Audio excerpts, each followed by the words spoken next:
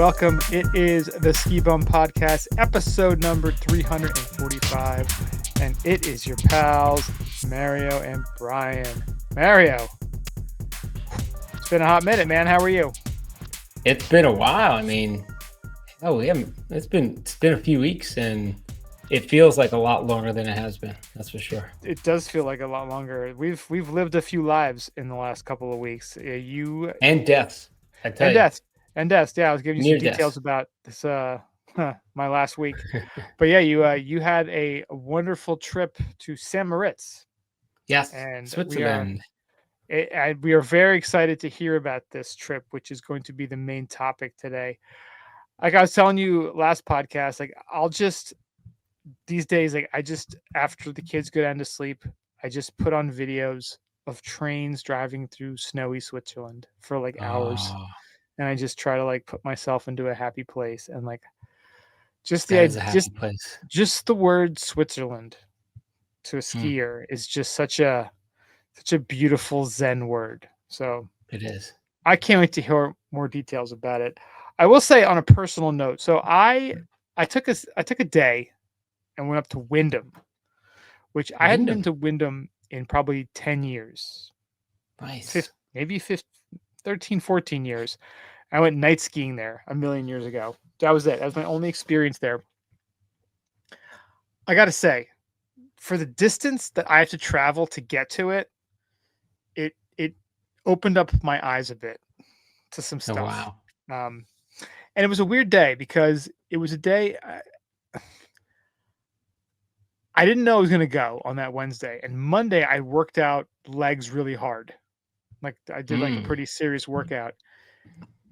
Don't do that. That's just stupid. Because I skied maybe 4 or 5 top to bottom runs, which again, I think it's 1,700 feet vertical, something like that. So, decent, not terrible. Yeah. But by the 4th or 5th run, my legs were killing me. And I'm like, this isn't I'm not doing anything crazy here. This is ridiculous. And I got a little I got a weird stomach ache maybe an hour after that. And it's not even noon yet. And I'm like, do I not like skiing? Am I too old for this? What's going on here? I had this existential crisis. Too old. You're gonna have to retire. I had a whole existential crisis for that day, and maybe the week after. And then a week after that, my family and I, we went to Stratton, and we got there, and they said it was probably the best conditions they've had in a couple years. We got there on a Sunday and stayed till Wednesday. And that first morning, the kids were in lessons.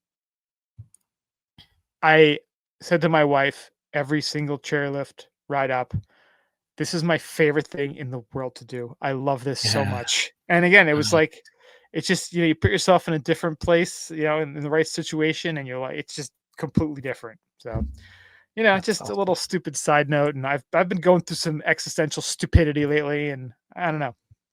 But I'm glad we're podcasting today, and we're glad you were listening. Thank you for not giving up on us. We're here for you. We love you. Check us out, skibumpodcast.com. We're on the socials, X, Instagram, Facebook, Untapped, YouTube. We are at Ski Bum Podcast. Do you want to help support the podcast? We would love that. Do it. You'd feel good about yourself. Patreon.com/Ski Bum Podcast. We got some information on there. We still have the shop, skibumpodcast.com/shop. We got some stuff on there. I think we might have a few more of these bad boys. The good old skier sweatshirt. Still a personal favorite, fan favorite. Are you working out too hard on days you're supposed to go skiing, which is stupid like I did? Well, if you are, go to 10,000.cc, get some gear. I'm wearing the interval pants right now. I do love these pants. They are phenomenal. I wear them. I got 4 different colors. They're great. Athlete-led design, test, iterate, repeat, better than yesterday. At the heart of 10,000 is the idea of pursuit in business, fitness, life, and skiing. They believe in moving forward with a quiet dedication to constant improvement and to becoming just a bit better than yesterday. Go there, 10,000.cc. Use the code BSchneider15 for 15% off. Mario, let's kick this off the way we always do. It's time for Après Today. Just pouring it. Just pouring it.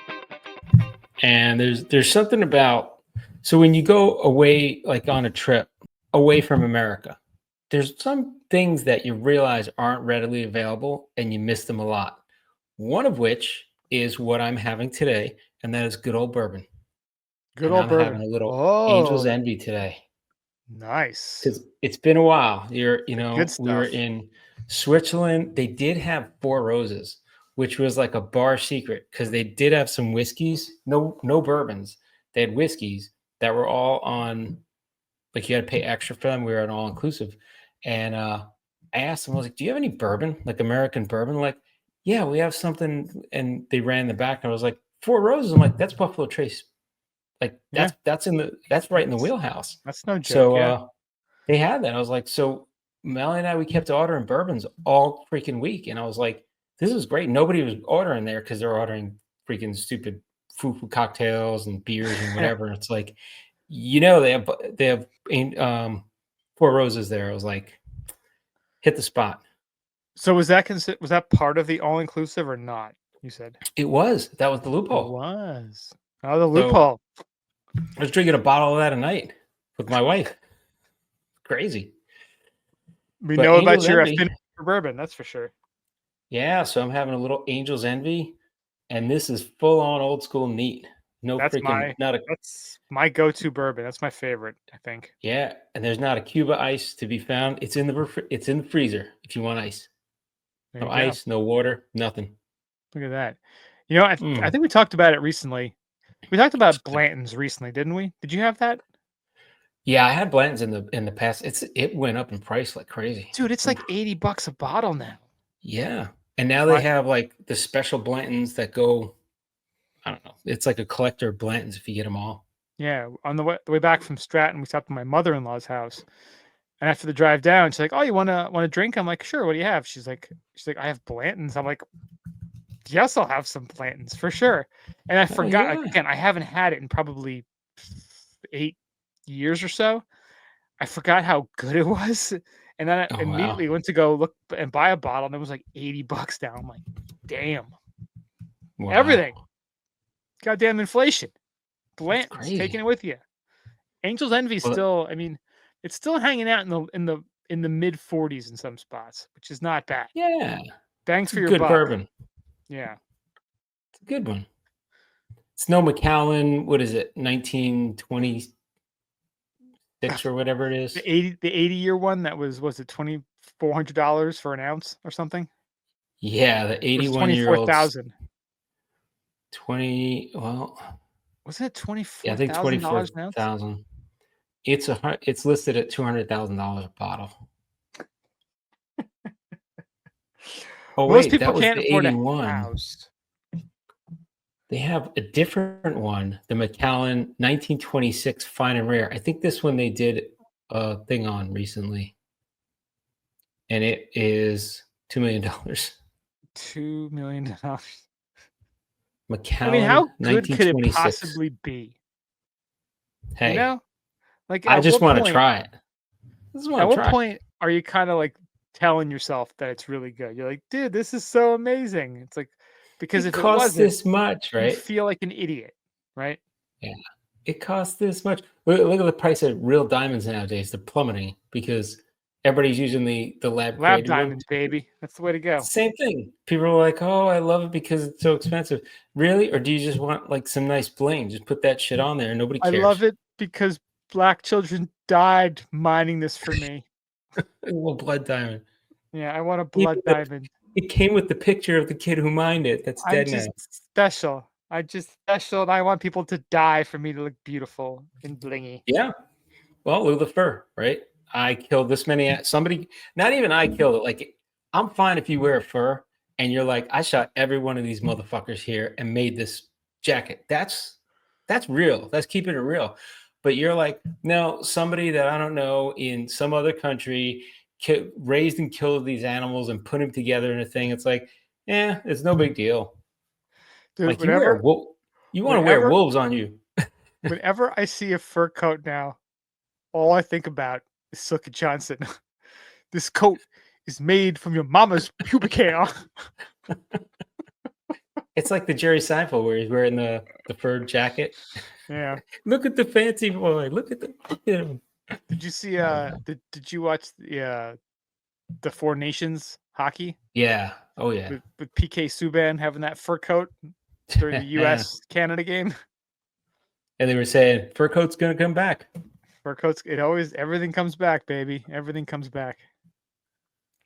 Hey, I don't fault anybody for wearing it, but like Why are you so pissed off? Like, did they kill Yeah. your animals? Like, people throwing like paint and shit on people for wearing a coat. It's like, dude, they're not like they Yeah. killed your pets. If they killed Right. your pets, I could see you being upset.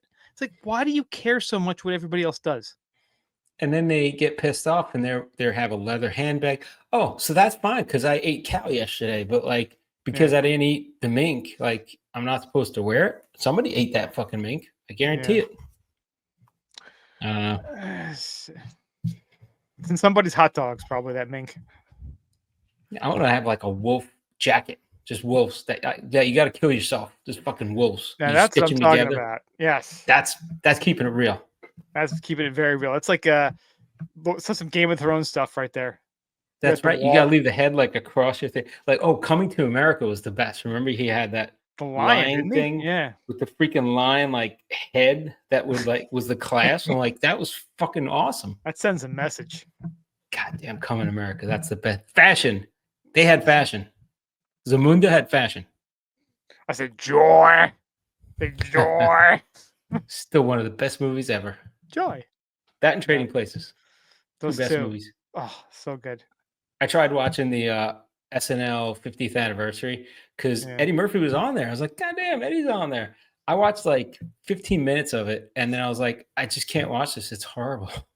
It's fucking horrible. Putting actors in there that were never on SNL. I'm like, that's great, but you're making it about something else other than, they had really funny skits back in the day.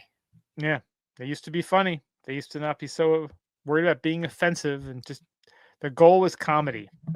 They're just a bunch of dicks now that don't know. They don't know what's funny. They have no idea what's funny. Yeah, Might as well write for the New Yorker because they don't know what's funny. I heard the Tom Hanks thing was like a big It was just shit stupid. show. Yeah, it was a shit show. It was offensive, and it was just like there's no point in it other than you wanted to be that guy. So enjoy being that guy, Tom Hanks. You piece of shit. Before all the Epstein stuff comes out, Tom. Yeah, exactly.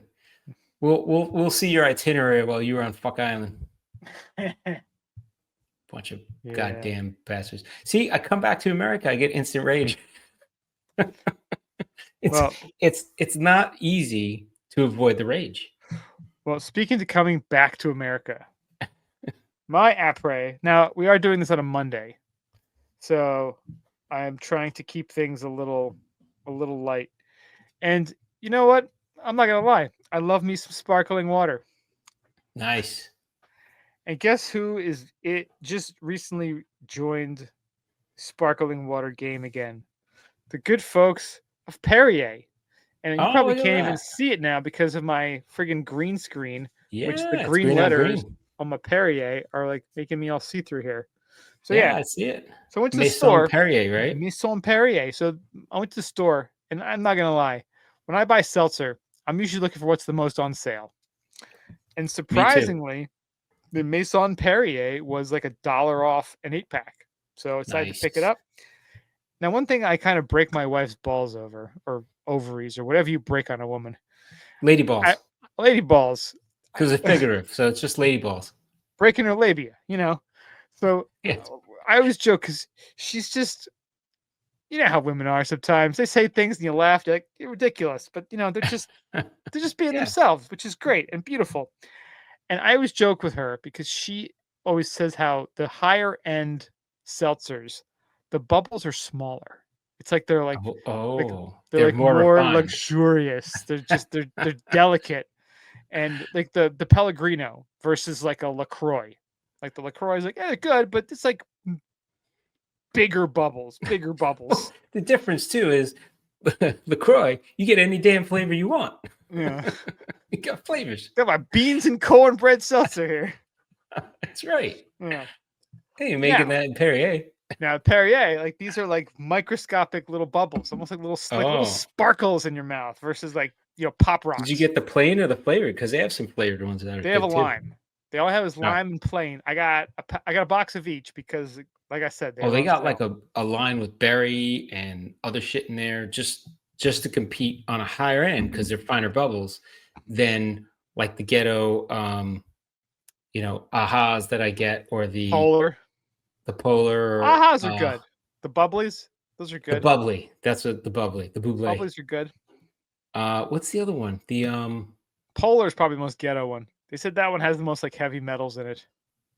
yeah, I don't get polar. There's shit, what's the other one? It's the LaCroix. Yeah. When the LaCroix Waterloo is pretty good. Waterloo, I think Waterloo adds a little sugar or sugar substitute to No, theirs or I don't something. think they do. There's so No? clean. Yeah. No, the one that the Yeah. Spindrift adds the natural. Spindrift, that's what I'm thinking. They add Yeah, I don't natural like that. juices. Yeah. Yeah, that's a That's little probably the like I healthiest didn't. one. Is it? Yeah, because they only use real fruit juice. They don't use the quote unquote natural flavors, which could be kind of anything. Because it had more flavor. I was like, what the? I wasn't expecting this. This is more like a soft drink. Now they Spindrift, they do a vodka one too. Those are actually really good. Oh, really? They Damn. do a boozy Spindrift. Those are actually very good. Yeah. Boozy drift. I like it. Yeah. Or if you drink a lot of them, the spinny drift. You get the spins. Get the spins. Oh, that's bad. Yep. God damn, remember getting those back in the day? Oh, yeah. It's been a long time. If I had to go through that like as an adult, I think it would break me. Yeah, it's amazing think about- how like your body was capable of handling so much more. But mentally, I think chaos. it would break me. I just can't handle that shit. I don't know.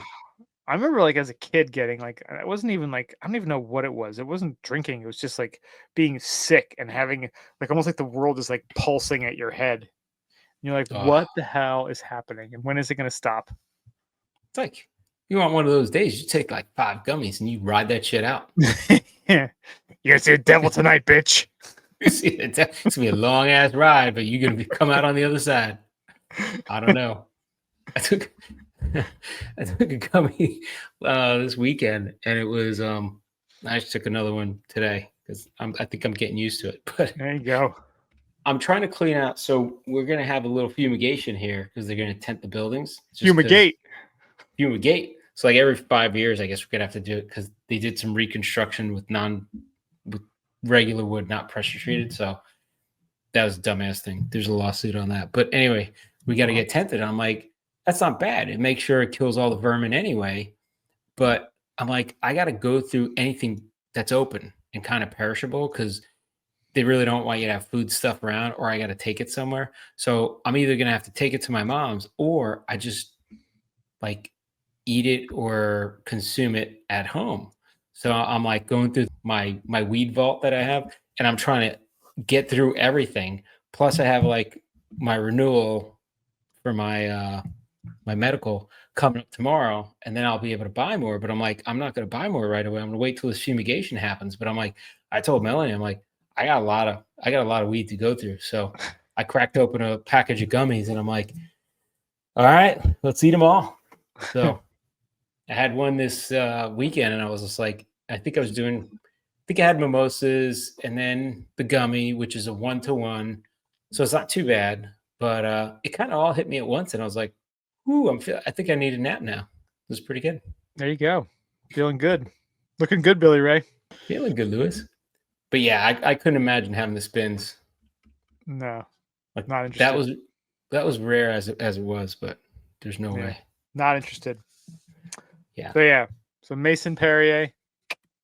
Nice. Your new seltzer. It's good. Very nice. Again, small bubbles. Good flavor. Tiny bubbles. This has no flavor. Tiny bubbles. There you go. Why does everybody remember Tiny Bubbles? And that's like the only song from Down Home. It's amazing. It is. But he was like the Taylor Swift of Hawaiian musicians. we all know him, don't we? Yeah. We all know him. And speaking of someone that we all know, let's go to ski news. Yeah, so Indy Pass, if anybody has gotten an Indy Pass, I think you're on a list if you've ever gotten an Indy Pass. They're just blasting everybody that's on their mailing list. But they're doing this new I guess they didn't do this last year, not in this level, but they have an easy renew process now. So you can make sure that you get your renewal of the Indy Pass. And I love how they're doing this because they don't really seem like they close out the pass or that they're over, subscribed almost. They do seem to manage it pretty well, and it kind of, I think it's good for the local ski areas to be packed, right? So it's not like the same effect you have with the Icon or the Epic. So but they still try to limit it, number of passes. So they kind of are putting this out there where you can, get your easy renew, which is kind of like skip the line and get it early, kind of like a hot renewal. They're starting today.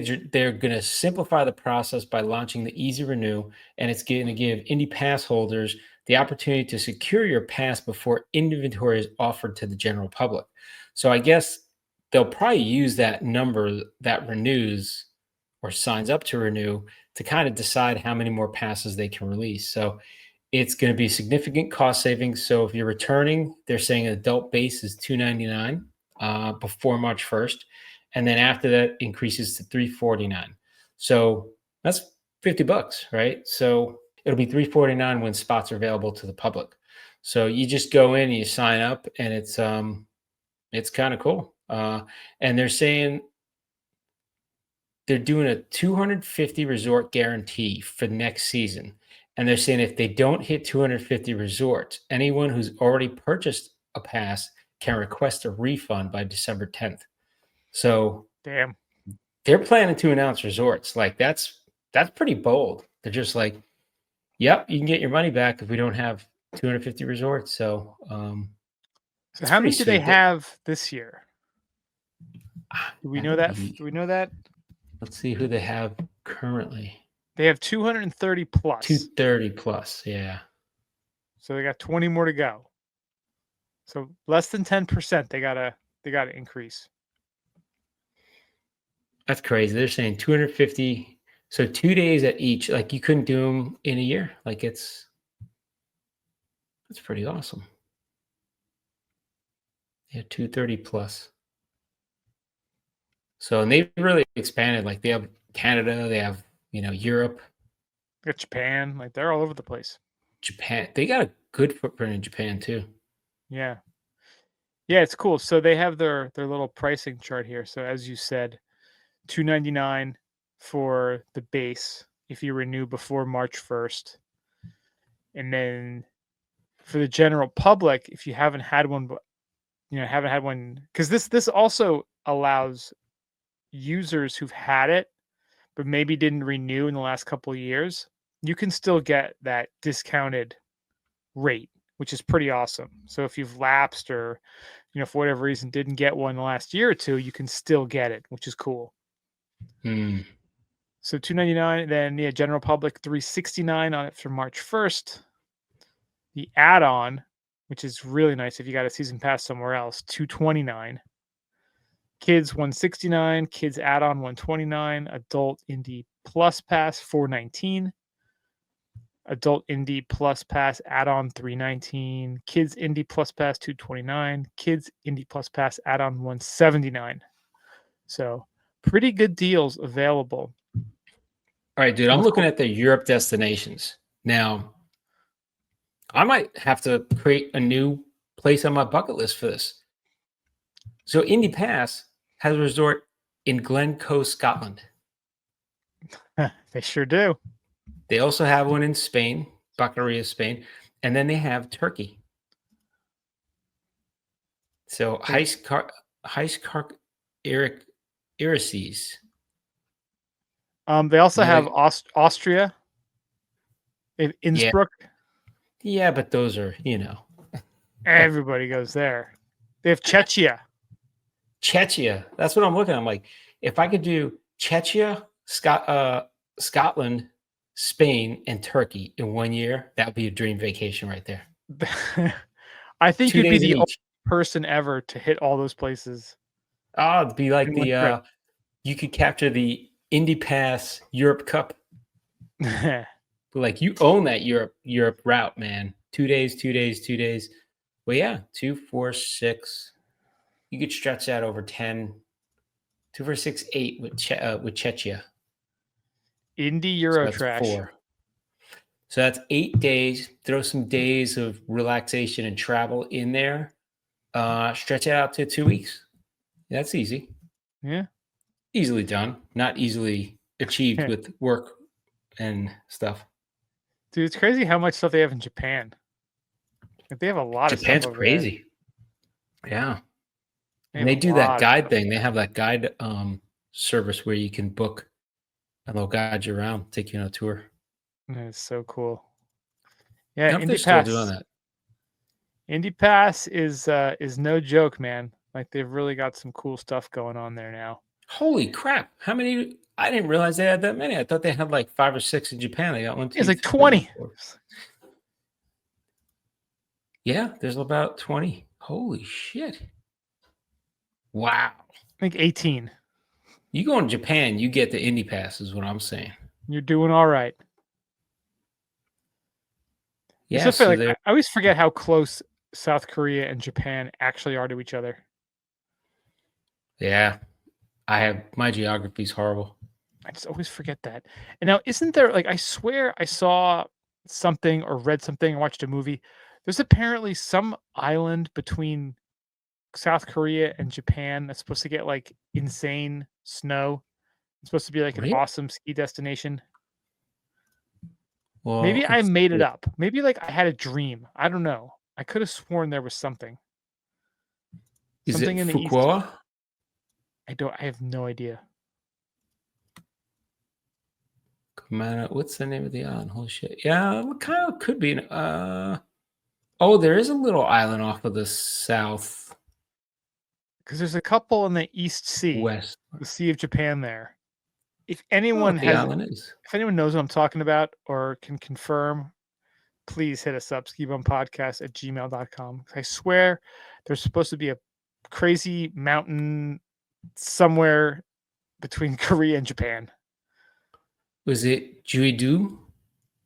I don't know. Said Like, we again, there's a you could name little thing. everything. I wouldn't know. Yeah, it's between South Korea and Japan, and it's this little island. I don't know what the topography is or if that's it. And then at the southwestern end of Japan, there is kind of an island there that's kind of south. Yeah. I don't know if there's 2 islands. I don't know if they're separated. I could be making it up completely, or it could be delusional, but Oh no, it is an island. Yeah. if someone knows what I'm talking about, please hit us up. Yeah, that'd be great to go there and ski. Yeah. So Indie It's on my Pass, list. looking good, baby. Looking good. Got a couple more days. You got 4 days to make this happen if you want that. Probably less Boom. by the time this podcast goes out. So check that out. And Tell them could Ski not- Bump Podcast sent you. there You you won't go. get you anything, but you could tell them. You can tell. So, big news. This probably should have been the top story, but we want to make it second. Michaela Schifrin gets historic 100th World Cup race win and ties record for most podiums. Yeah. So she just had her 100th career win. The first, which this season's been kind of a tough one for her because she had that crash up at Killington back in November. It's a little delayed, but we have the crowd. We do? Where's the crowd? There they are. The crowd goes wild. That's an oldie. It's an oldie, but I found it. Back to racing in her favorite slalom event, Schifrin kept and added to her first run lead to finish 0.61 seconds ahead of Zrinka Lucic. Schifrin's U.S. teammate Paula Moulton was third, 0.64 seconds back. She also tied an all-time World Cup record for men and women as her 155th career top 3 finish on the podium matched Swedish great Ingemar Stenmark. Schifrin closed across the finish line and took a long look toward the scoreboard showing her victory, which she later said she could not find. She then looked again over her left shoulder with an expression of amazement. She lay down in the snow with her right hand to her helmet and was helped to her feet by Moulton, who hugged her. Oh. So that is huge news. And It's amazing, but what's more amazing is we kind of did a little bit of research here and did a breakdown of kind of Michaela's 100 World Cup wins. So check this out. There's actually 6 different disciplines showcasing her versatility. So slalom, 63 wins. So she's the all-time Damn. leader in slalom victories, surpassing Ingemar Stenmark's record of 46 wins in a single discipline, which was giant slalom. Her 63 slalom wins account for 63% of her total victories. See how math works, people? Yeah. So second, giant slalom, 22 wins. She holds the record for the most giant slalom wins by a woman, overtaking Vreni Schneider, no relation, 20. The discipline represents 22% of her total wins. There's that math again. Super G, 5 wins. Her Damn. first Super G came in 2019, making her the first skier to win all 6 World Cup disciplines. So downhill, she has 3. First one back in 2018. The parallel slalom, she has 5 wins. Introduced as a newer discipline. Yeah, what's Alpine- the difference between slalom and parallel slalom? We got to ask somebody. You I'll got to look it phone a up, friend. 'cause Look it up. You look yeah, that phone up. a friend named Phone a Gronk. friend. Gronk. I'm going to ask Gronk. Ask Gronk. Gronk AI. Gronk. Everybody, Gronk AI. And we got one more. Alpine combined. Her least frequent discipline. She had victories in 2017 and 2023. 2. All right, so I looked it up. Slalom, you go through the gates. Parallel slalom is head to head. That's what it is. Okay. So you got slalom just on time. Parallel slalom is where they race side by side, red and blue course kind of thing. She has no victories in ski ballet. No. Hey, she can do ski ballet when she gets older. After a few ballet. kids, she'd be like, I'm ski balleting it. Did you see Mosley Gymnastic, posted 70 wins. Mosley posted some stuff on Instagram recently of him doing some of the ski ballet moves. Nice. It's pretty awesome. Like he's pretty awesome at doing that. It was funny. Well, it was in the Olympics and then they took it out, right? I think it's going to come back. I don't know if it was in the Olympics, but it was definitely like a competition thing. It was definitely Olympics. I think it was. Was it? Was it Deer Valley? It was. You know how they used to do like travel sports and they did them for like one Olympics or a few? Yeah. I think it was in more Speed than skiing. one. Speed, yeah. Speed skiing was one. Right down the hill.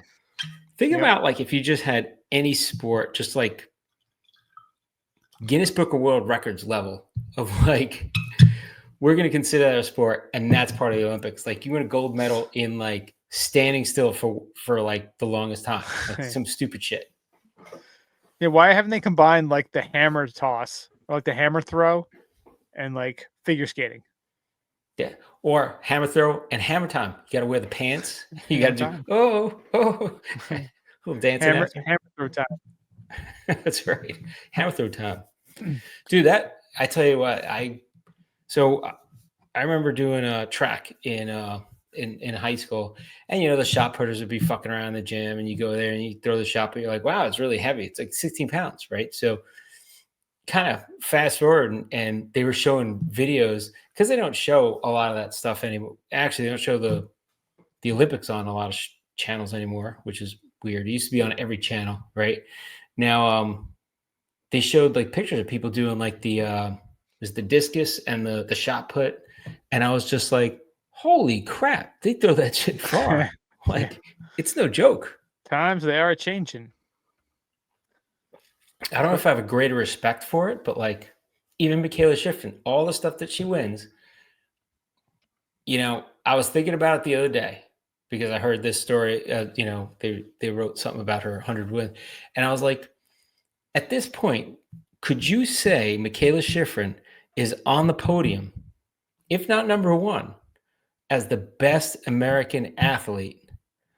And then do you have to qualify it, right? Because then it's like her versus Michael Jordan. I'd put them up against each other. That's a good matchup. Her and her discipline, him and his. She's not playing basketball. He's not skiing. I'm just saying, you know. I think they should just like have them switch it out and see how they do. That'd be Switch it up, switch it out. Yeah, right. Remember that pros versus Joes? Still love that. Oh God. Pros versus pros. Just have them head to head. So interesting factoids. So Michaela's first win was in Switzerland or Sweden in 2012, and her 100th Sestriere in Italy, Wow. 2025. More fun facts. So in terms of where she has won the most, she's got 8 wins, all slalom in Levi, Finland. 7 in Killington, 6 slalom, Ayo. 1 giant slalom. Nice. Semmering, Austria, 4 giant slalom, 3 slalom. Sweden, 5 slalom, 2 giant slalom. Hey, speaking of Ari Sweden, did you see that Netflix Harlan Coben thing? No. It's like some murder thing in Ari. That's the only reason I was like happy. I was like, I know that. I did not see that. Is it about murdering a World Cup ski champion? Unfortunately, no, but it's about shit that goes down in that town. Just saying. It's not all pure and white as snow. Oh no. Sweden Sweden ain't the Sweden we grew up with. Kranjska Gora, Slovenia, 5 wins, 4 slalom, 1 giant slalom. Sestriere, 4 giant slalom, 1 slalom. Courchevel, 3 slalom, 1 giant slalom. Lake Louise, Canada, 2 downhill, 2 super G. Flachau, Austria, 4 slalom. Linz, Austria, 2 slalom, 2 giant slalom. And then St. Moritz, 1 slalom, 1 super G, 1 downhill. Oh, she split it up there. Yeah. And then you can go, we'll put a link here to the rest of them. But yeah, we got Austria, we got Andorra, Aspen. Nice. Gurgel, Austria. I was thinking about that the other day because they showed part of the slalom, and I was watching the prior week. They were showing she got bumped down a 4th. I forgot where she was at, but my wife and I were talking like, can you imagine? So she's married. They're probably gonna have kids. Like they probably want to have kids soon, right? But I told her I was like, they probably don't even see each other because every week Are they married? I don't know if they're married, I don't but think they're every married week yet. they're skiing at a different place, and it's like, holy crap! Like, how do you have a relationship? Like your life is they dedicated. just go and visit each other in the hospital. That's how they see each other. Yeah, right. But like the dedication is just like, you gotta tip your hat to that. Like that's tough. And when you do get to see each other, somehow you got to keep her from getting pregnant because she's still racing.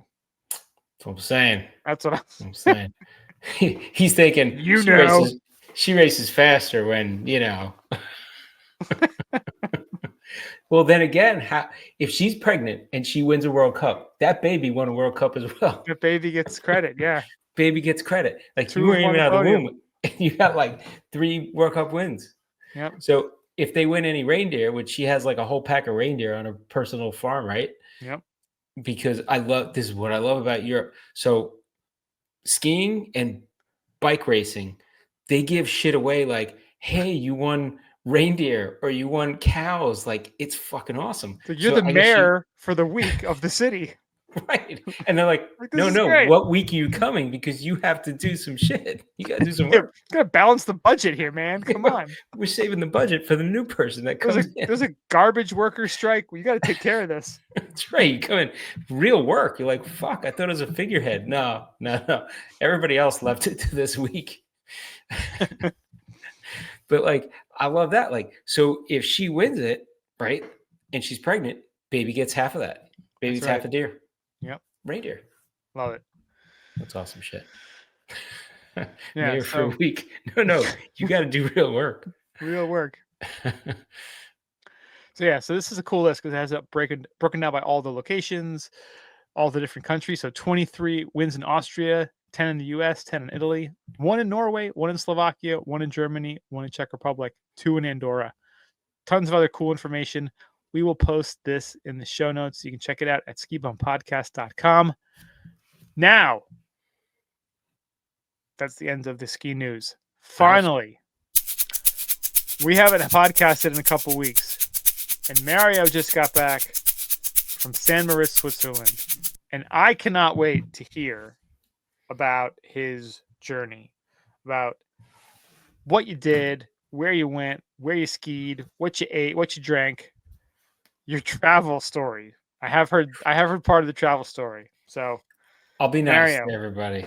kick Yeah. this off. Tell us, how was San Moritz? So, Samara, so with this travel to Europe, half of the joy is kind of the journey, right? Could also be half of the headache, right? I had it on both ends, literally. Um, Hey, but at the start of the trip, it was great because we went in and my wife and I got in early before we did the Club Med in San Moritz. We flew into Zurich and we decided, hey, let's do like 2 days in Zurich because I've never been to Zurich. I've flown in and out of Zurich before, but like, how many places have you flown in and out of? And you're like, yeah, I was there. It's like, oh, did you see anything? Like, no, I was in the airport. Like, you don't see anything at the airport. So we did 2 days in Zurich. And I tell you, Zurich is a gem. There's some great stuff on Instagram. I put those videos. There's that one video where in the park above like the city and they have the birds that are flying. They're like, I was like pigeons or whatever. And they all took off and I was like, hey, I think I got a nice shot. And I panned over and the birds were there and the birds are there. And then they came real close and then it was really cool.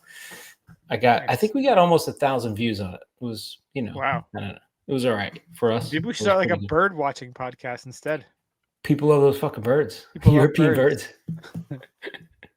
So, but yeah, Zurich was nice. Had some good fondue there. Went to a beer hall there. They have a lot of German influence there, it seems. A lot of stuff is written in German. So there's beer halls. There's tons of German food. But then they'll have we went to a place that was Italian steakhouse. And it was it was delicious steak. And it was one of these things. It was weird.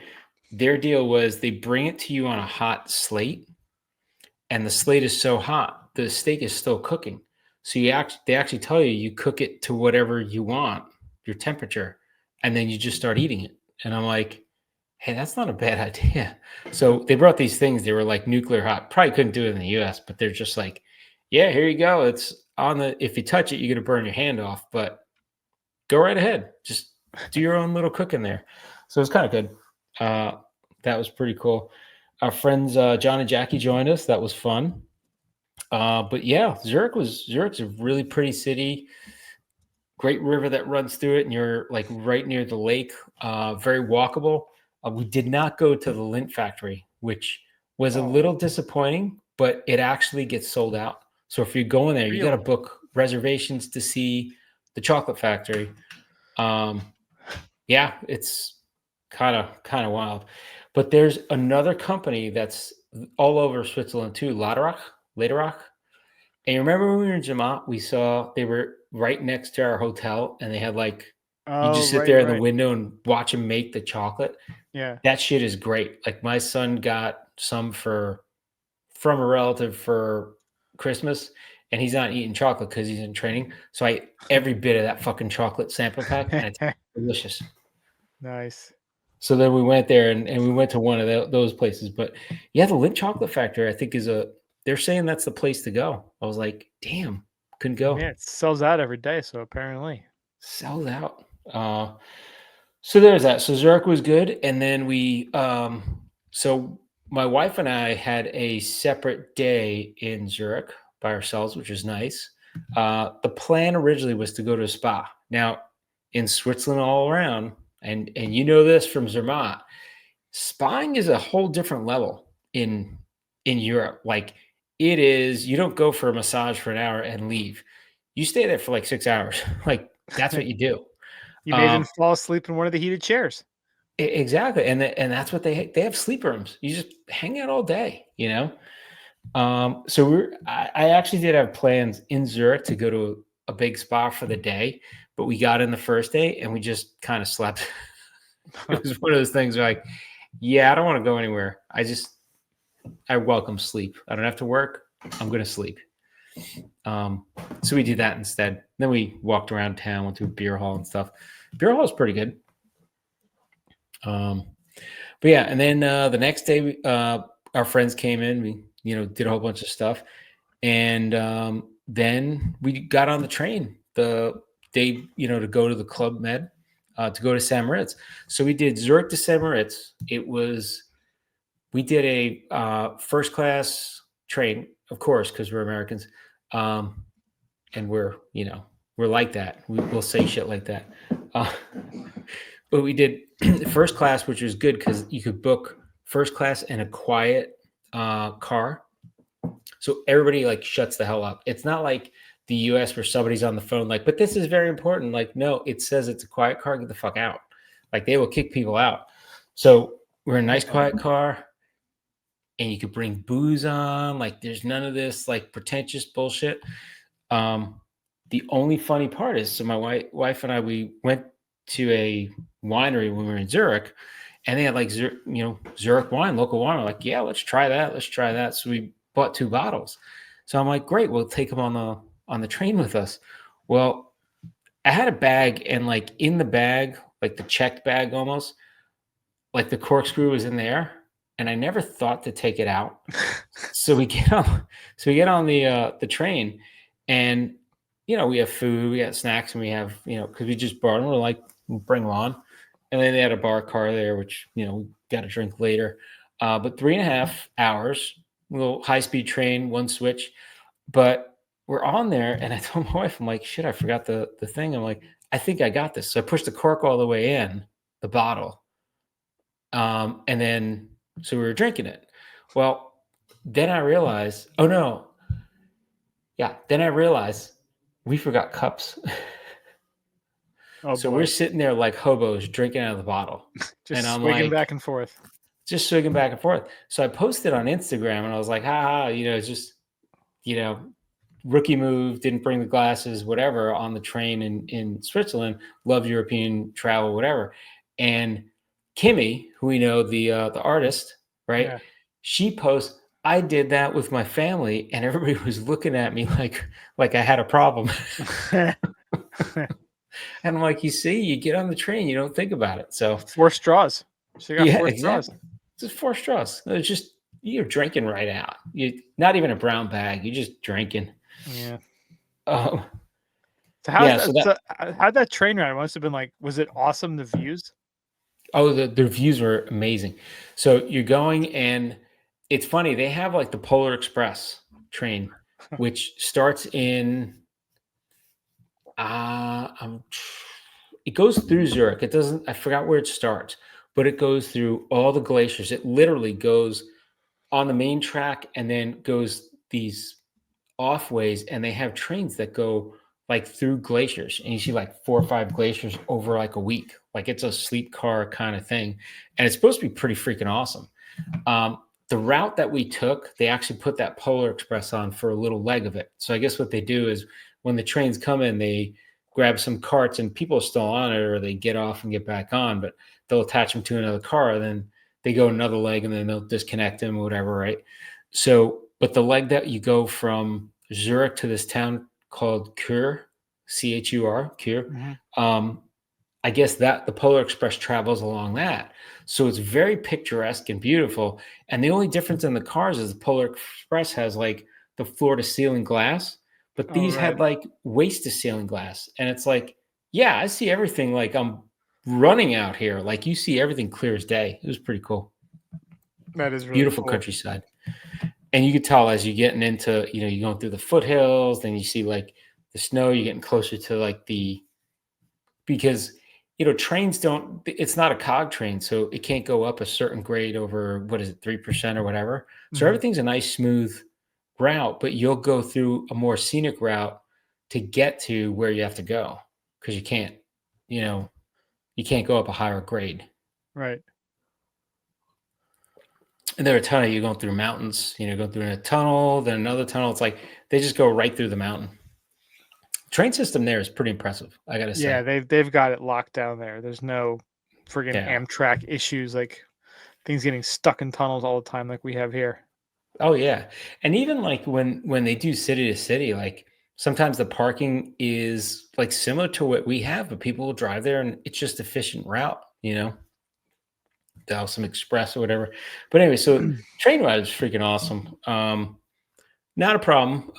John, who we were with, was lugging his ski bag around, and I didn't take my skis or my boots because I was like, I don't know if we're taking a train, whatever. Like, I don't want to be lugging skis.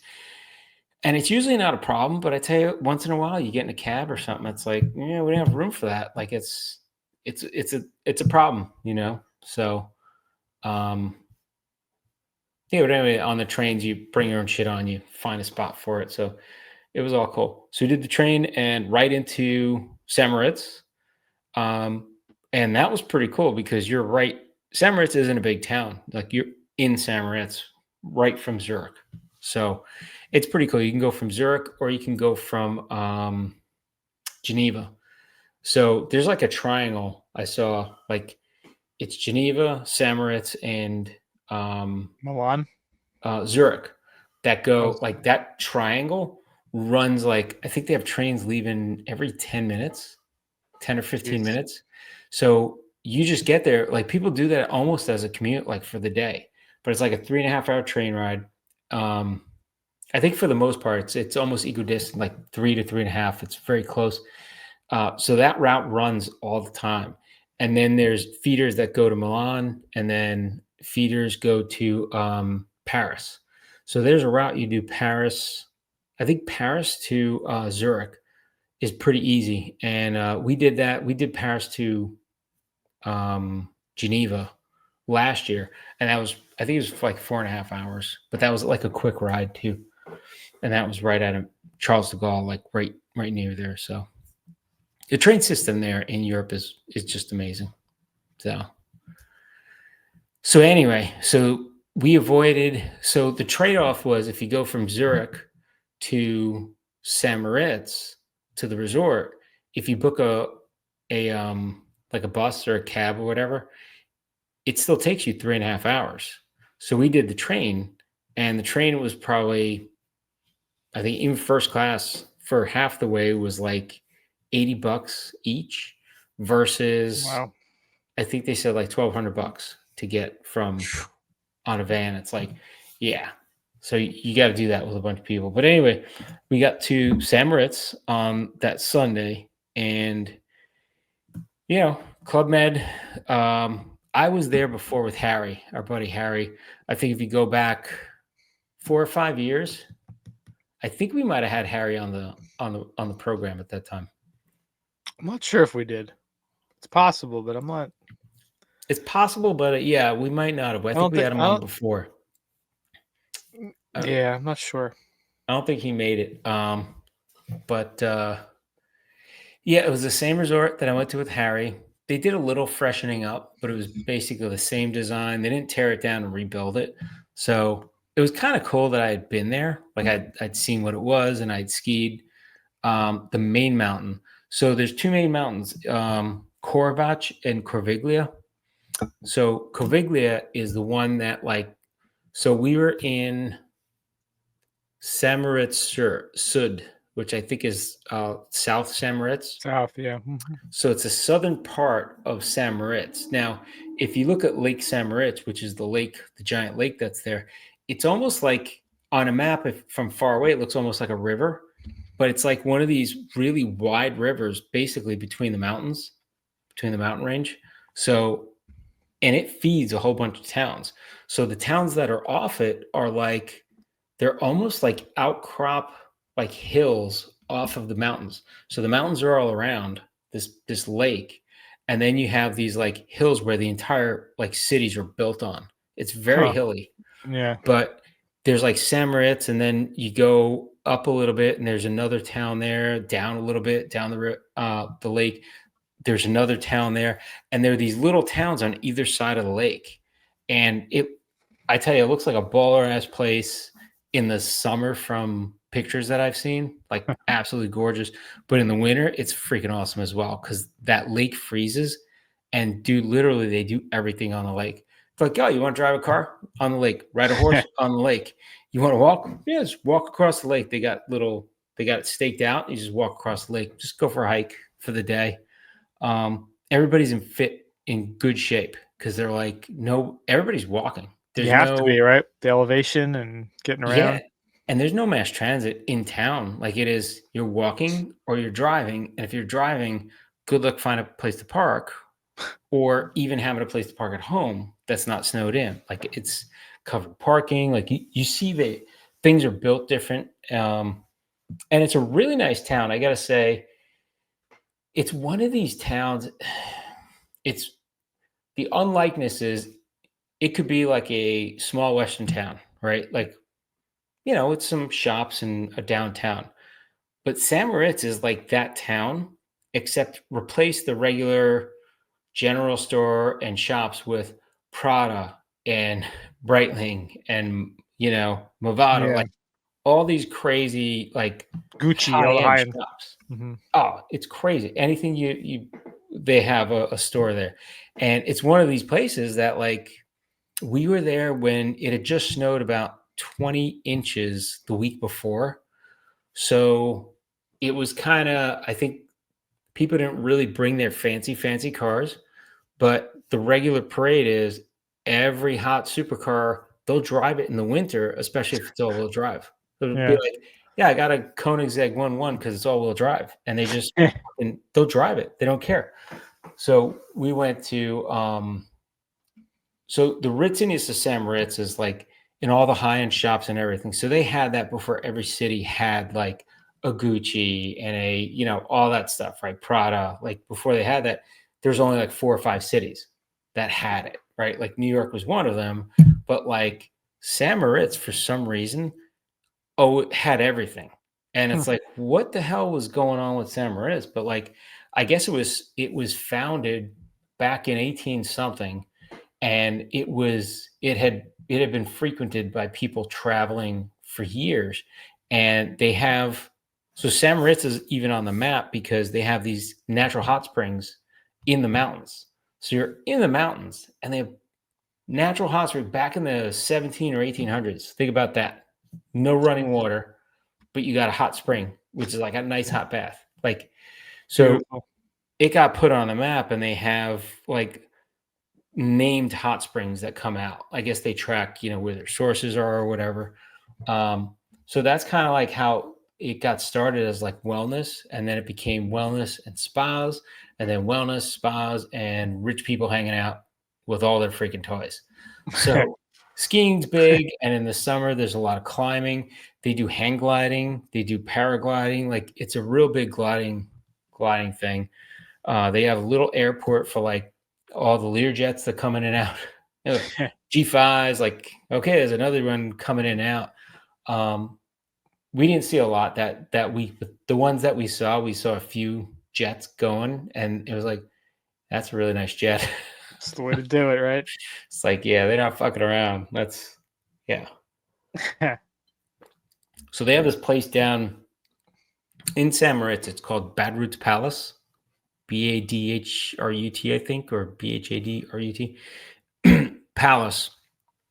And it is probably about, I think we looked it up when we were there, about $2,700 a night for a room.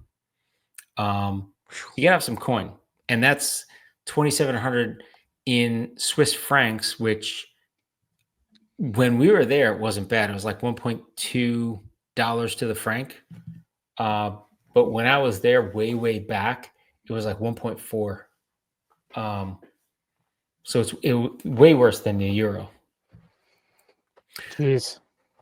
So yeah, so there's that place. They have like, so in the town, we took little side excursions, and we saw they have a bobsled track. So I did that the last time, but it was kind of cool to do it with my wife. And we actually found a little restaurant there, hung out, we're eating little sandwiches while we're watching the bobsledders go. And it's pretty cool. We saw a skeleton before that. So that what they do is they have, I guess they had 2 Olympics. The Olympics were when? In the 50s and the 30s. Let me see. San Moritz Olympics. And they're one of the few cities to actually have. So at 1928, 1948. So I was way off, but so they had 2 Just Olympics. before Hitler and right after Hitler. See, there you go. PH and AH. But yeah, so they had to them in Switzerland. And it's funny, like they actually said they're one of the few, and I didn't realize this. Yeah, they're one of the few cities to have the Olympics more than once. I think Paris with the last Olympics was their second. You got Cortina next year hosting their That'll second. be the second for Cortina, yeah. Yeah. And then Salt Lake. Goddamn in Cortina. 32. That's where I broke my shoulder. Good thing you got two of them. That's right.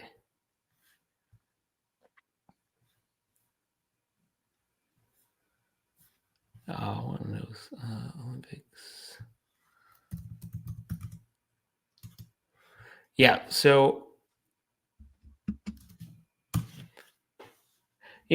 another day, my wife and I, we walked up, and everything's walkable. Like it's kind of nice when you could just walk everywhere. Oh, it's the best, especially on a ski vacation. Like you don't want to get in a car and go places. You just want to want everything to be there.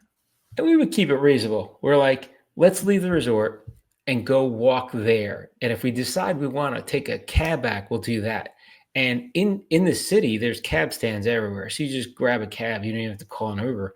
And it's about the same price, but it's not cheap. It's like you go from, it's probably like a 15-minute walk to town. And that 15-minute walk is probably about 26 Swiss francs. Wow. So it's kind of like, yeah, we're screwing you because we know you don't want to walk. So it's like, but I made peace with it. I'm like, yeah, this is what you do, right? Like this is highfalutin. This is where we're spending our money. That's right. So we did the we did the all inclusive. We did the Club Med, and I tell you, the instruction, it is second to none. These instructors are great because they're not really instructors. They're guides. They're everything. Like these guys are badass. I think I was telling you, it's really the same in Switzerland, Italy, and France, where we've been. All these places in Europe, it takes you like 3 years to become an instructor. An instructor is like an instructor, but you're also EMT. You're like, you could be ski patrol. If you have your certification, you're ski patrol. You can be an instructor, and you can be whatever. It's like reverse here in the States, where it's like you can be ski patrol and certified for certain things with a lot of schooling, but a regular instructor could be anybody off the street that's like, oh yeah, you know how to ski, you could teach these people. See you later. Yeah. Like over there, it's like, oh no, you're getting somebody that's really good. And that whole deal where you get an instructor for like, or a guide, if you're at a high level, no, they're not instructing anything, and they don't really want to unless somebody says anything. If you're skiing at that level, they're just like, you tell me if you need to know something. Otherwise, tell me where you want to go. And That's awesome, it's pretty man. awesome. Yeah. You just got to whip the group into shape to go where you want. That's the key. Yeah.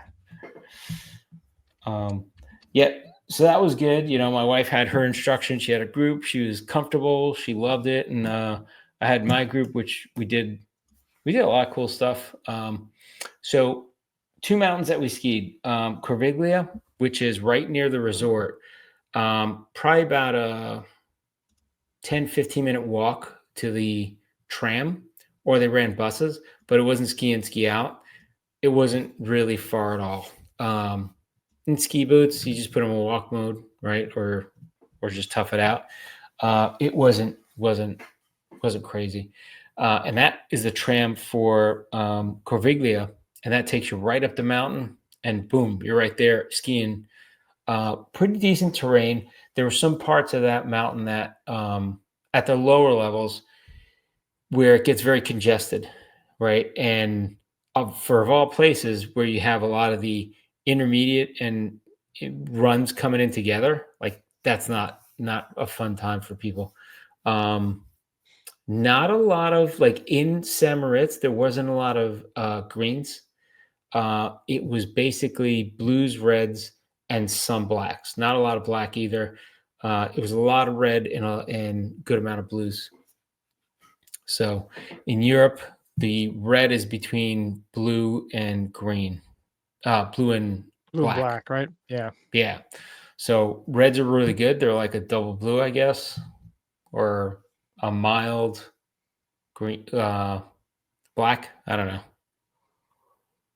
Okay. Now you said that was the Corviglia, the part there. Yeah, Coviglia.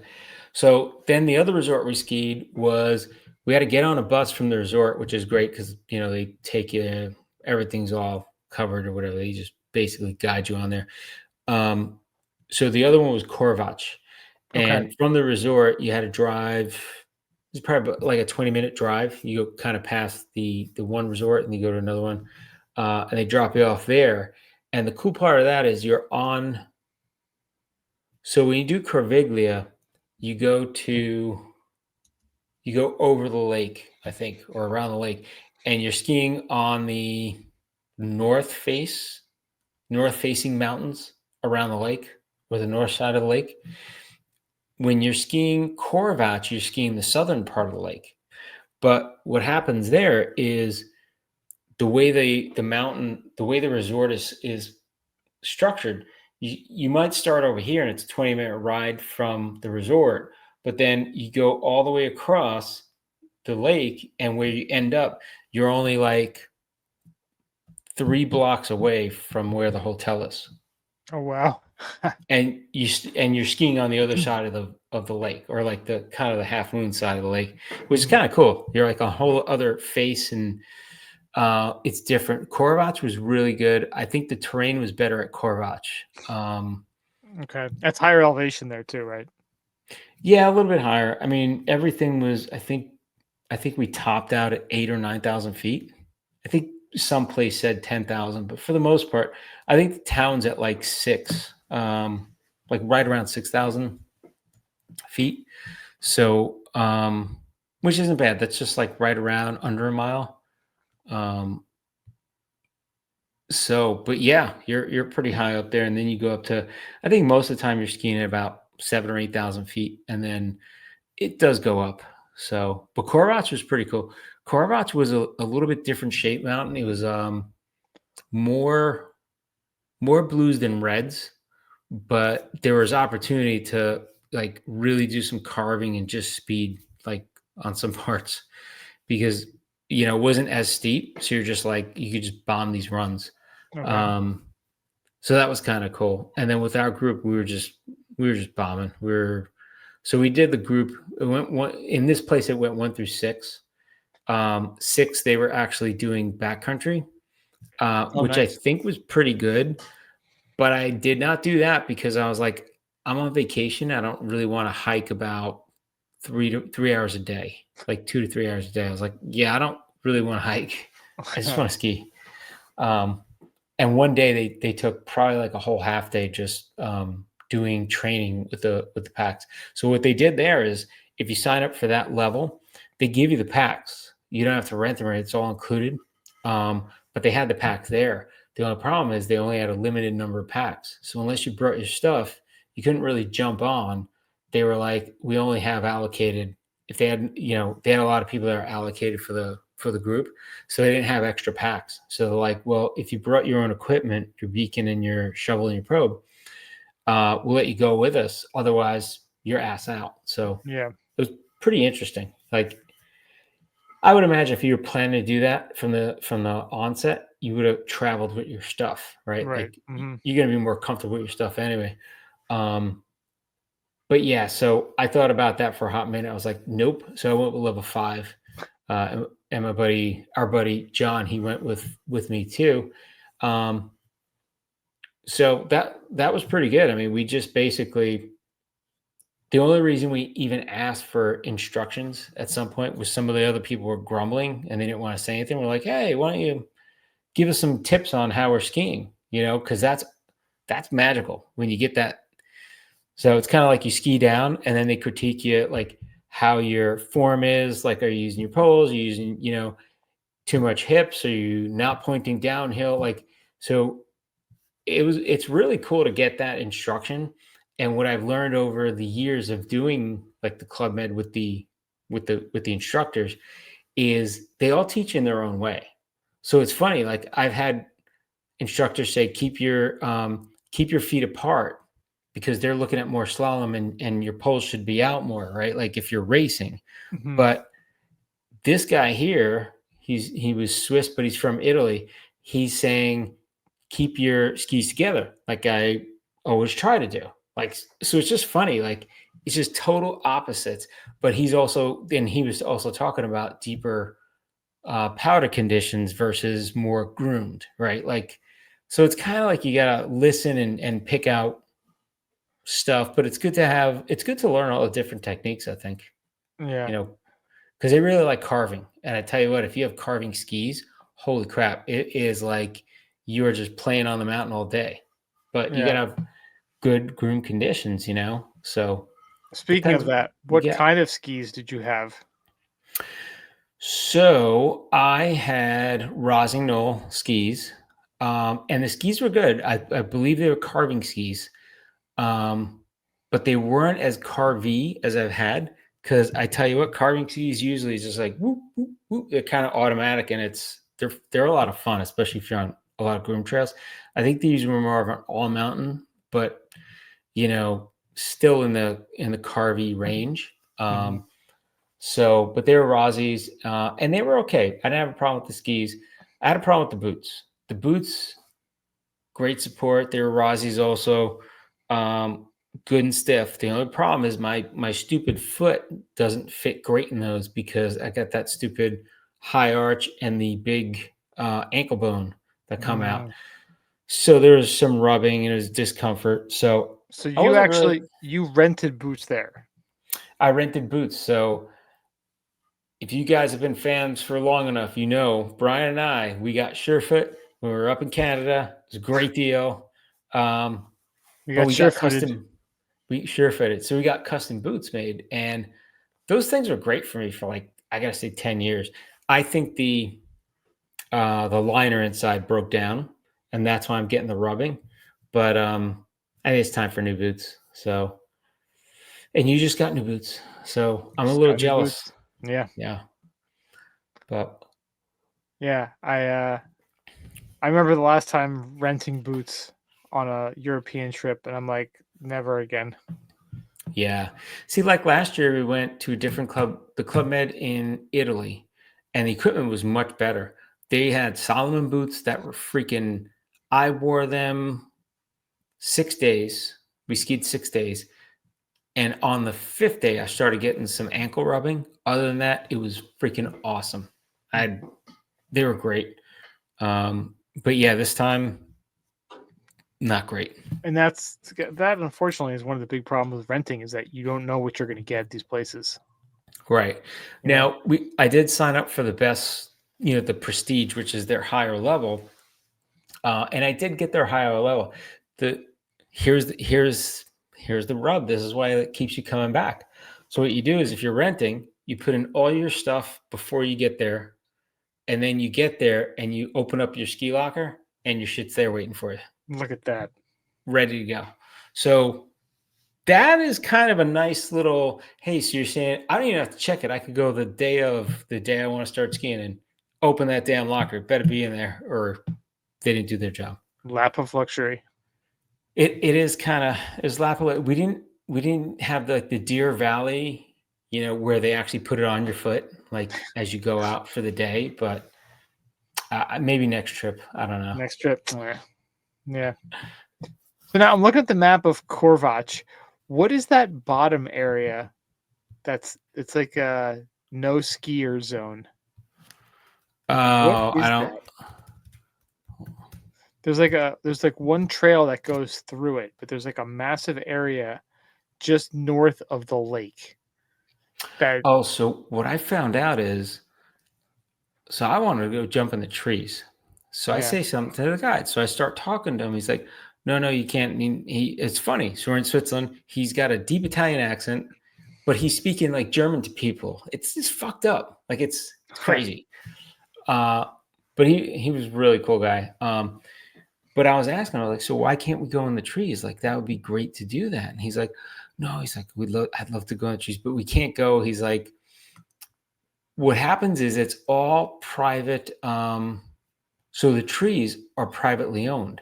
So even if you have a resort, it's all private owned, they'll give you a ticket or a fine for skiing in those areas if they catch it. So you saw tracks through the trees, and it's like people are like, I don't fucking care. They're not going to do anything about it. And for the most part, they probably wouldn't, but on the offshoot that they do, you get screwed. And then they can't do it because we're with them and we're in a group. So they're like, oh yeah, the assholes you were with just did the trees. Like, we're going to give them tickets the next day. They don't want to have that. Fucking Americans. Fucking Americans. But okay, so it's like a forested area that's privately owned. Yeah, so nobody skied. Like, I was like, oh my god, those trees are great. Why doesn't anybody why are we not seeing anybody skiing them? And they're like, you're not allowed. Like, okay, I see tracks in there, so I know people did it. What do you mean we're not allowed? Yeah, is that because we're American? It's like, I'm an American. This is the woods of America. We're gonna ski through them. That's right. We are going to take control of this area. See, it's just area of control. Just control that shit. Annex the trees. That's right. And we're charging you a tariff for even them being here. I'm charging you a tariff for talking to me right now. Can you imagine that? Tariff. I call a tariff on you. You got to do it like old English style. I call a tariff on me. So Korvach is a pretty cool mountain. I got to say, I liked that mountain better than Corviglia. Okay. And then on the pass, what would you compare this to? Like, what would you compare this to? Like skiing in St. Moritz? Like, is there anywhere, either the States or anywhere else in Europe, that you would compare it to? So here's the thing, like, and it's not being snobby, like, it is just different in the Alps. Like, that mountain range is absolutely crazy. I would sit there and just stare at the mountains when you're up on the mountains, like, and be like, look at it and be like, we don't see this in the States. Like, there is no big mountain range. Like, I mean, the Rockies are pretty big, right? Like, and nothing to, nothing to get all crazy about. But I tell you what, there's nothing like looking at the mountains when you're in the Alps. Like, it is just mountains on top of mountains on just as far as the eye can see. Yeah. I would say this is like I would almost say this is like a little Ishkill, but it's two mountains, right? If I compare it to Zermatt, it would be like a half Zermatt, half as high as Zermatt. Okay. Like, it didn't seem as steep, right? Like a triple Killington. I don't know. But yeah, Korvach was pretty good. Like, we had a lot of fun there, and I think it seemed like it was bigger. But it was cool. Like, you're skiing down, you got views of the lake, which is kind of. That's the best. I remember that. Oh, it's pretty sweet. And then they have like some old shit on top of the mountain. You're like, wow, there's like a bunker, and this has been here since when? Like, and you're like, holy moly. But yeah, it is pretty amazing. I mean, just the lake is nice, but the fact that the lake freezes over. So another highlight. So we skied Korvach and we skied Corviglia. Now, there was one day that they did Dia Veleza, and I think I talked about it last time. We talked about this on the podcast, and Harry and I went and we heard that they were doing this glacier. So we're like, yeah, I don't want to miss out. I'm like, is my pass good there? They're like, yeah, pass is good for Dia Veleza, Korvach, and Corviglia. So you could ski any day in any of those. But they only ran the bus like one day a week for like a few groups, and then they ran it for another few groups. And you have to be like kind of like a blue or red and above. So it's all advanced skiing on a glacier. So when Harry and I went, like, we snuck on the bus. We're like, yeah, we're not with a group. We're just going to get on the bus. And then we went there, and all it has is from top to bottom, there's one tram that holds probably about 125, 150 people that takes you up. It drops everybody off, goes back down, and it just laps all day. This giant tram. And it's really weird because you don't get the flood of people coming in off a list, like, which is kind of constant. You could actually go to the top, hang out for like 10 minutes, And then when you go drop in and ski, there's nobody on the No mountain. one's there. Yeah. That's so And it's cool. just Yeah. weird. But it's all advanced terrain, which is, like probably blue or red and above, like I said.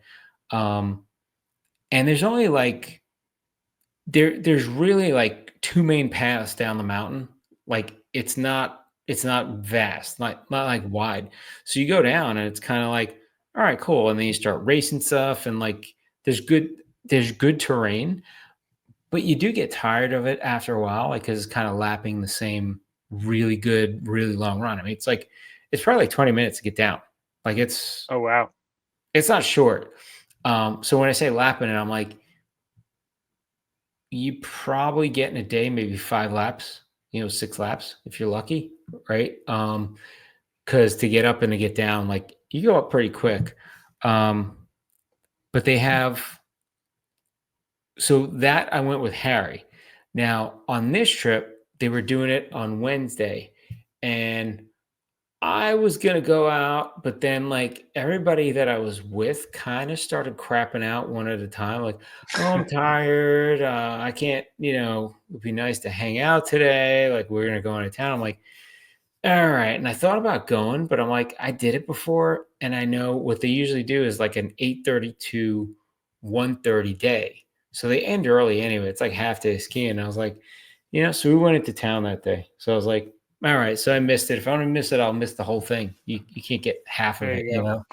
Yeah. So I missed it, but I did it before, so it was okay. I could see it's not like really intricate, like Corviglia, like you were in a different town. Like so it was kind of cool. Like you're skiing through and like you get down to the bottom, and like there's a town, like it's full-blown town.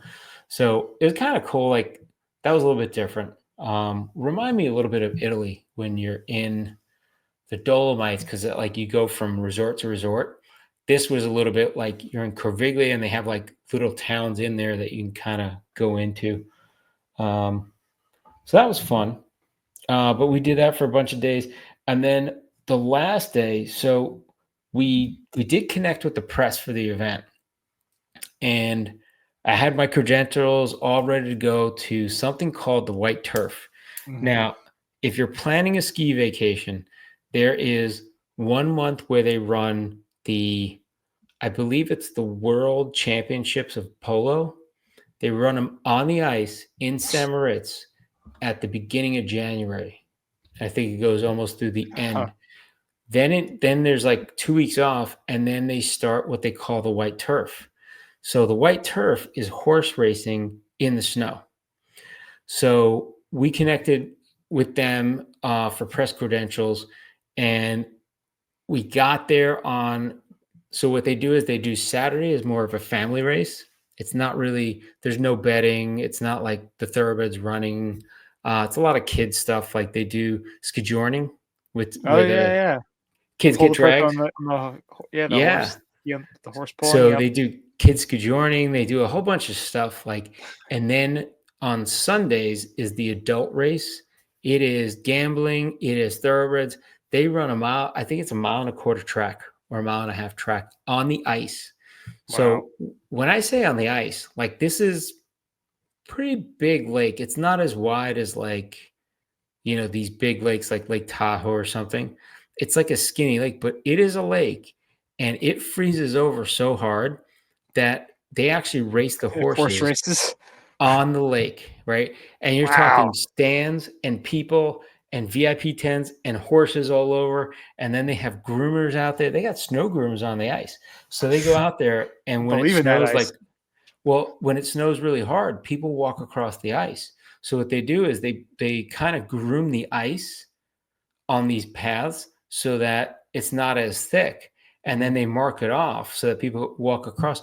You walk across the ice. Like it is literally like, it's crazy. That's cool. Like you see these snow groomers, snow cats driving across the ice. And you're like, that's the ice, right? Yep. And no horses falling through on these races. Oh yeah. But it was pretty awesome. Like, so I got to say, if you look it up, White Turf, it is a sight to see. So like I said, we got there Sunday, and I guess what they had was they had a slight mix of snow and rain the week before, or the few days before we got there. So what they no, it was probably a week before. So what they did was they canceled the first and second weeks. So the second week was when we got there, and we left on the third and fourth. So I was supposed to see the adult race, the regular race, gambling, the whole thing on Sunday that we got there, but they canceled it. So we couldn't. So we were only able to go to the Saturday, because then we flew out that Sunday. So we saw the Saturday, which is like the kids' day and stuff like that. We didn't see like the big events, but they have like a skijorning like event for the kids and stuff, and it's pretty cool to see. But I gotta say, it's totally interesting to see that from the culture. We also did walk to the bobsled and skeleton track. Okay. So since they had the Olympics, they had two Olympics. They were the ones that invented the bobsled, and they introduced them to the Olympics. So they had nice. a bobsled track, and then right across the road, they actually have a skeleton track. And the funniest part is we went over to the skeleton track first, and we're watching, and there were two club teams, one from St. Moritz and another one from, I guess, a neighboring city. And they are skeleton clubs, and they were racing. So it was like a big event. And it was like, we were watching this thing. It was like, that's pretty cool. Like they're all like with their club sweaters, and like, it was interesting, right? It's a little cultural. Did you thing. try skeleton? Oh, no, it's not like a spectator thing. These are people that are really doing this as a sport. And it's like, yeah, you're either in a club actually trying to learn, or you're paying for time on a track. Like, yeah, there's no, hey, I'm here from Florida. I just want to try see it out. Yeah. Can I try it out? Yeah, no, that's not going to happen. And then we went over to the bobsled track, and similar to the skeleton, there's people that are training. There were teams, like Olympic teams, training there when we were there. And it's people just trying to get better times, or just like trying to beat that track, because it's supposedly one of the most interesting tracks. I believe it was hand built originally. It was the first track for bobsled. A lot of history around it. And they even have where we were talking to somebody, and we asked them, what you could do is you get in there and you could walk all the way down the track if you want. So you could walk down and say, I'm going to go to turn 6 and I'm going to hang out and I'm going to watch them go by the whole day. Mm-hmm. That's what you want to do. That's fine. But you're walking on this little path in the snow, and you go all the way down there, and you're in the dark and it's cold. Like, you're just going to sit there waiting for these bobsleds to go by. But we spoke to somebody, and they're like, my family owns a part of the track. We're like, what do you mean? They're like, no, it's families in St. Moritz history have bought or owned parts of the track. And while you do it, you take great pride in it. They're like, so why do you come here? Like, they're like, I'm coming to sweep my piece of the track. So they actually go during the breaks, and they'll sweep out their piece of track. And I'm like, I'm putting a toll booth up my piece of track. Holy, yes, right. He's like, and the guy was telling us, he's like, no, I own this piece. And the next piece of track is like, I don't sweep that. That's my cousin's. I'm going to spit on that piece. Pooh, fuck that guy. Fuck that guy. But I'm like, this is pretty cool. It was like an active running track, like while we were there. And I was like, this is pretty cool to see. Like, people are trying to like train for Olympics. Like, they had a Paralympian there, or a parasledder, who they put him in and then they pushed him. That's a job too. There's a job for somebody that pushes out the things if they don't want to push. Like, wow, because the parabobsledder went right, and he can't push.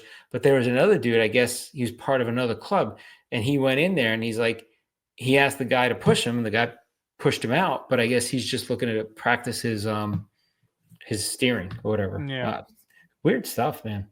It's pretty cool though. That's cool. So how would you rate the skiing compared to other places in terms of like how much like challenge, how much you enjoyed it? Yeah, I would say, like, do you go there more for the experience of the town than you do for the skiing?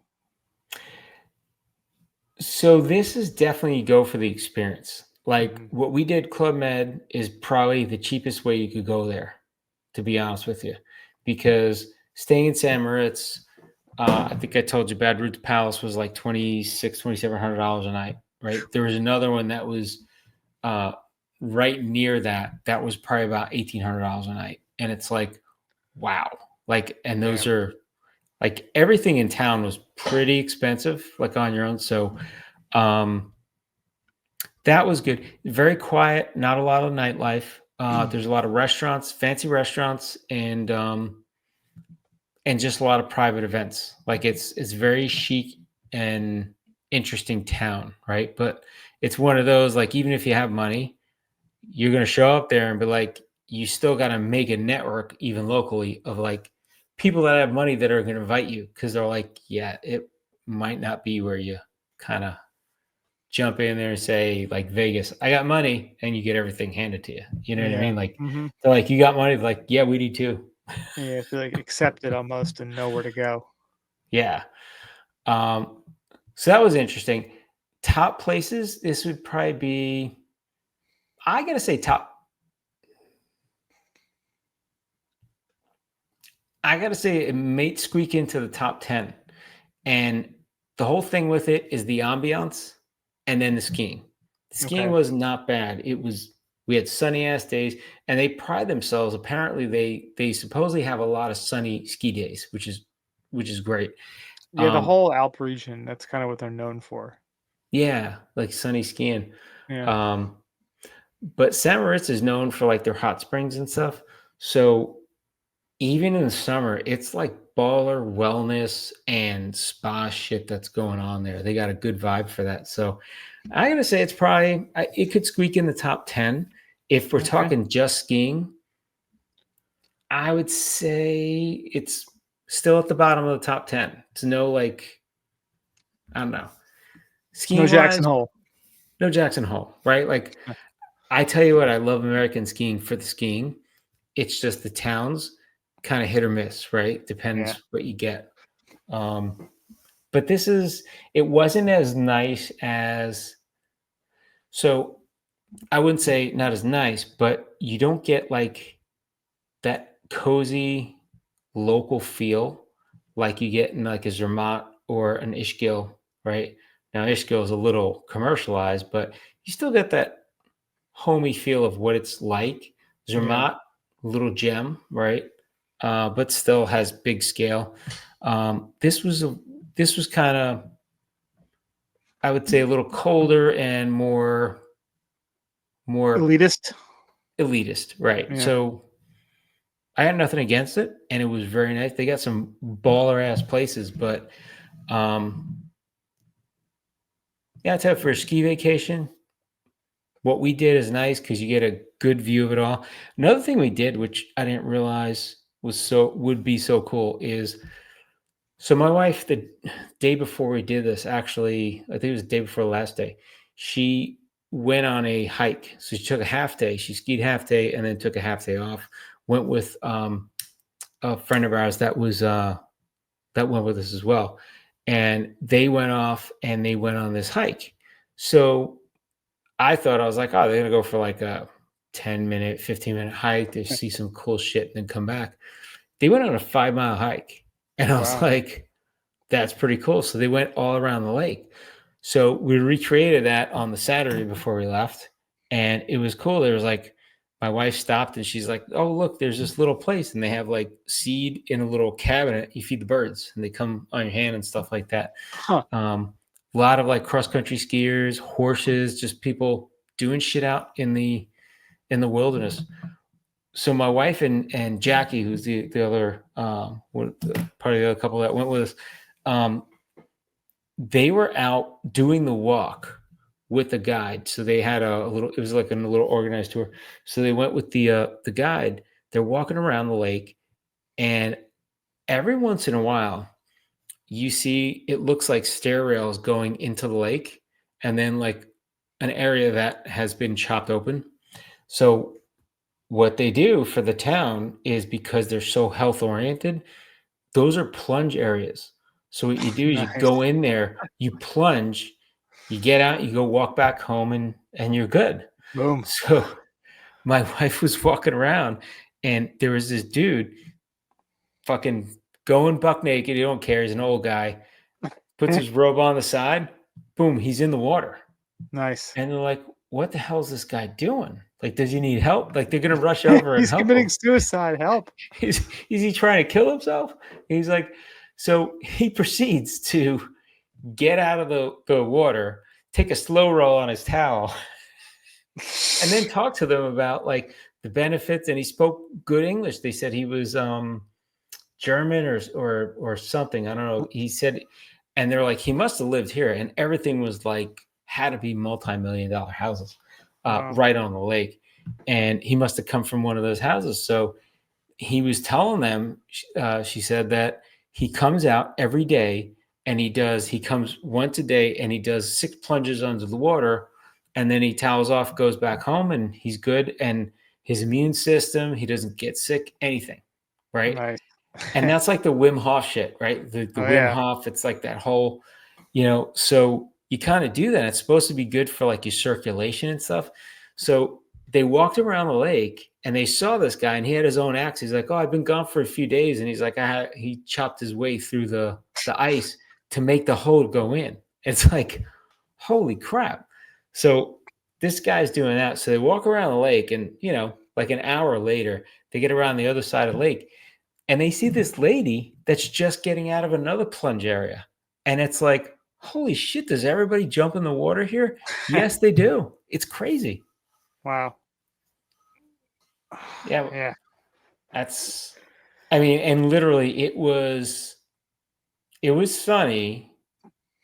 You were freezing your ass off in the shade. But it would be like 35 degrees and sunny, which is nice. No wind, 35 degrees, sunny. It feels pretty good. Yeah. But jumping naked in the lake, naked in the lake, holy crap. And at night it was getting down to like 9 degrees. Like it was cold. Yeah. So that ice was freezing extra, at night. Damn. So think about it this way. They got horses. They got a horse race on the ice. You know how thick that thing is? It's got to be thick, yeah. Jeez. And they had people out there like checking. So we saw like a whole fire crew going out there. And it's funny. You saw the fire guys with like their diving shit and all that stuff. For like, there was an area of the lake that was open. So they're jumping in the lake to do like, they probably do rescue shit. Like I'm sure people fall through. But so they're going out there, and we saw like probably like 40 guys going out there with all their gear. And then we see behind them these dudes in like these little skimpy wetsuits. I'm like, those are the guys that are motherfucking drowning. The drowners. By the other guys. Yeah. This is funny. But like they do shit on that lake all year. They have ice rinks, like public ice rink. You want to skate? They got skates there. Boom, public ice rink. You're on the lake. They don't care. They had a Zamboni on the lake. This dude driving a Zamboni. Beautiful. I was like, that's freaking awesome. Wow. So it sounds like it's like a winter wonderland. It really is. I tell you what, it's kind of like, but it's not like that homey, cozy feeling of a winter wonderland. It's the Norman Rockwell, I'm buying this shit in Macy's kind of thing, Kind of fabricated, yeah. It's the coziness, but fabricated by Gucci, right? Like you're yeah. So like you're never gonna own this. You're only gonna rent this experience. Yeah, exactly. But it's beautiful out there. It's beautiful all over. I tell you, if you want the Swiss experience, Zermatt hit the button for me. I think it's definitely a place we got to go back. Yeah, I know. But it is amazing the stuff they do on the ice. Like that polo thing is crazy. So when you're planning your trip, look up white turf, and those weeks that they're running, you can see the horse racing. And it's just even cool seeing the stuff set up, because they set up restaurants like in tents on the ice near the stands, and they're there all week. So even if the horse race is not going, they still have them open all day. So you go in there for some glühwein or like some food, and they're open, and it's kind of cool. Nice. You right there on the ice. Did you get any good glühwein while you were there? No, we had hot wine, not glühwein. And I'm like, so you don't dress this? They're like, no, it's wine, and we heat it, and then we serve it. I'm like, oh, you could do that too if you're Oh, heathens. man. Bunch of amateurs.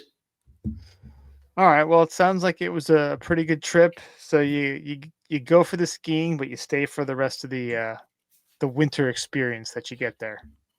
Yeah, that's definitely it's an experience because it's been written up. I've seen a few articles recently. Like that is the most expensive exclusive ski area in the world, right? Okay. So it's a It megalith. has a You're like, purpose. yes, Yeah. I got one of those under my belt. I got to see this. I got to make the most out of it that you can. Do the hiking, see the town. If you can be there for the white turf or the polo, shit, yeah. Because who else is going to be able to say I saw horse racing on the snow? And They're going to be like, stay yeah, at Bot Roots exactly. if you Oh, can. Bad Roots was the place that they had 3 Ferraris in front.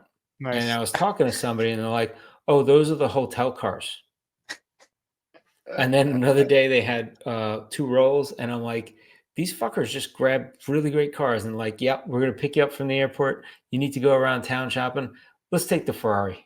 That's Let's the way to drop do you it. off in the Ferrari." That's right, That's the way like a to do it. gentleman. It's crazy, Beautiful. and that's the level of stuff that you see. Like, it's very interesting. It's not like a normal ski town. That's or should not be like a normal ski town. That's for sure. It's like Monaco in the mountains. Yeah, exactly. Yeah. I mean, when I went to Cortina, and Cortina is supposed to be a little bit like that, but the Italian version. So Yeah. better food, more people with hand gestures, and more furs. Yep. Yep. All right. Well, it sounds like it was a pretty awesome trip. So I don't know if you have some links or anything you want me to drop in the show notes for this. Yes, I will drop some links. I did put some tags on Instagram posts, so take a look at those. Some videos, a lot of videos. Videos actually people like. We saw our buddies Save the Duck. We saw Save the Duck in St. Moritz. You did, huh? Yeah, that's Mike's new place. I took the picture and I was wearing the Terracea jacket. He's like, "There's a Okay. nice jacket too." So, but they had to Save the Duck right in the middle of freaking St. Moritz. I was like, Nice. "Wow, this is big There time." it is. Getting Big big. time. Yep. It was like across the street from like the Prada place. I was like, "Damn, look at Look at that." that. Moving up in the world. Yeah. But yeah, Awesome. so Yes. Instagram.com/skibum podcast. If there's any links, we'll post them there in the show notes of the website at Skibum Podcast. Mario, that sounds like it was a phenomenal trip. thanks, man. I always love hearing about your trips, and especially when you go out to cool places like the Club Meds in Europe. That's just seems like a pretty sweet way to travel, bang for your buck, to see some pretty epic places. Yeah, it doesn't suck, I gotta say. Doesn't suck. Well, that's going to wrap up the podcast for the week. Thank you so much for listening. We do appreciate it. Check us out, skibumpodcast.com. We're on the socials, X, Instagram, Facebook, YouTube, Untapped, at Skibum Podcast. Send us an email, skibumpodcast@gmail.com. Thank you so much for listening. And we'll talk to you guys next week. Stay high, stay floating. See ya.